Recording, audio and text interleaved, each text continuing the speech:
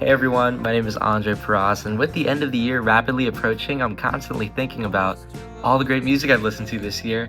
So if you don't know me, I am quite into music. For one thing, I listened to 250 plus new albums this year that were new to me at least, and then from 2025, I listened to 150 plus albums released this year. Safe to say, I've got a lot on my belt here, and I'm gonna go over some of my favorites today. And so, from the good, the bad, the mediocre, this is the best of the best, at least for me at least, for 2025. Hope you enjoy.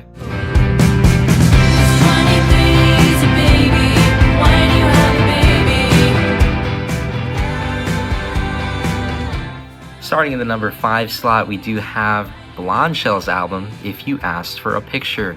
So Sabrina May Teitelbaum of the band Blondshell is back here with her sophomore record. And this record, what I love so much about it is, just her signature crunchy sound combined with some shockingly stinger lyrics, a little bit of, unapologetic oversharing. Sometimes, when it comes to talking about her love life, Sabrina's in the wrong, but, it's just really vulnerable, it's really honest, and that's just honestly what I really love about Blondshell. So if you're into artists like Indigo DeSouza, Momma, Girlpool, Lush, Snail Mail, or Samia, or artists similar to that, definitely check this one out.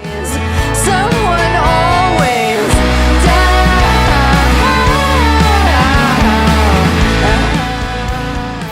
Up next in the number 4 slot, we're going to give this one to Wednesday with the album Bleeds. So Wednesday hails from the Asheville, North Carolina alt-country scene, but what exactly does that mean?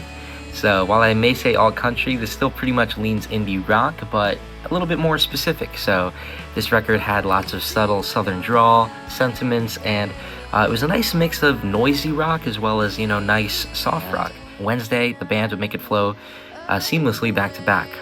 Carly Hartzman, the front woman of the band Wednesday, is just so powerful on this record. I love all the guitar playing by MJ Lenderman, another artist who I saw this year. And again, I had the pleasure of seeing this album, for the most part, live, again at Union Transfer, and it was a wonderful show. Got to go for free. Thank you to the radio station and to Cosign Collective. And so if you'd like to get into this record, we have similar artists such as Hotline TNT, Rat Boys, and Feeble Little Horse. Hope you like it.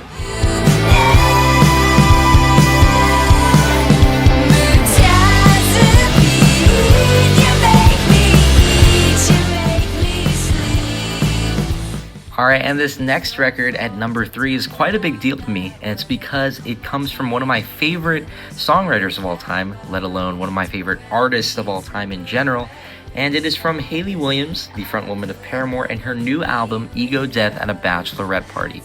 What a title, I know, but not only does this one have one heck of a title, it had one heck of a release. So how it worked was, Hayley Williams originally released 17 standalone singles all around the same day, and fans kind of took these singles, kind of made them into an album through playlists, and based on how fans ordered this, based on how fans liked it, that's how she kind of made it on her album and released it there, and then adding 3 more tracks later on.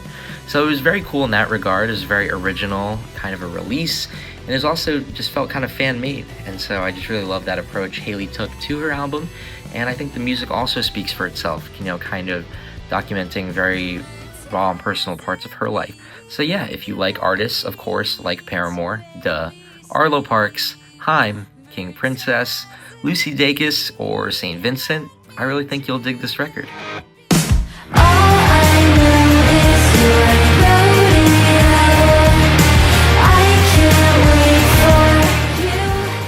Alright, and just like that, we're already at number 2 here, starting to look like the real deal. And for this spot, I gotta give it to the band Momma with their new record, Welcome to My Blue Sky.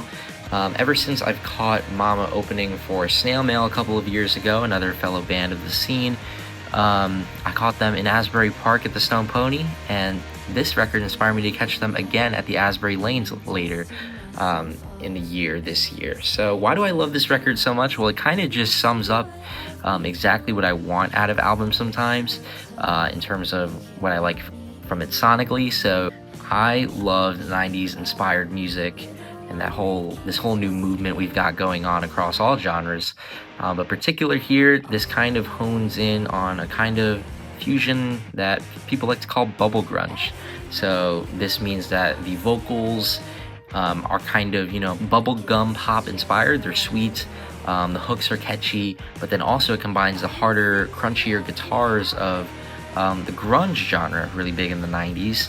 So between both of these things, you get like a nice mix. It somehow finds a happy medium in there, and I think Momma is the band that's doing this best. I've listened to so many albums like this year, but this one just really stands out to me. It feels like comfort food in the form of an album. If you like the bands Wishy, Wombo, Wednesday, or Soccer Mommy, I think you'd really dig this one. You know, set alive between us.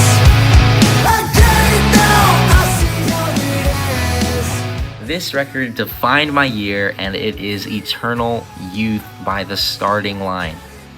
This record kind of perfectly encapsulates what it is to get older, get more mature, but always be youthful at heart. The lyrics are super sincere. They kind of speak in this language that's just so... it feels like I'm pulling good lessons from it without it having to be preachy or cheesy or cringy or anything of that nature. But I just really couldn't relate more to the simple lyrics and storytelling of Kenny Vasoli, the frontman of the band.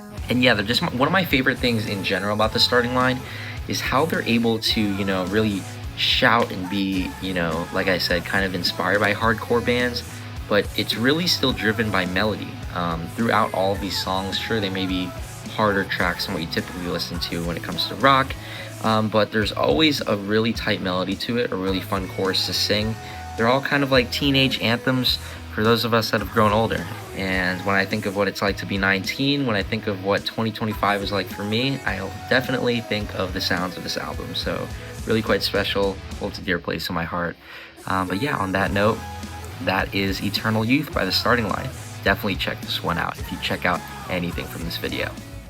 Alright, and on that note, that pretty much sums up my favorite albums of the year of 2025. Thank you so much for joining me. I know this list may have been a little niche with its kind of, college radio or rock leaning stuff.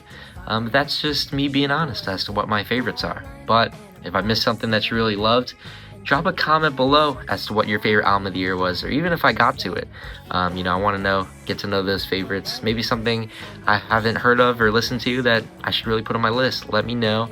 But yeah, for the meantime, it's been me. It's been Andre, 2025. Favorite albums, rock on. See y'all in the next video. Peace.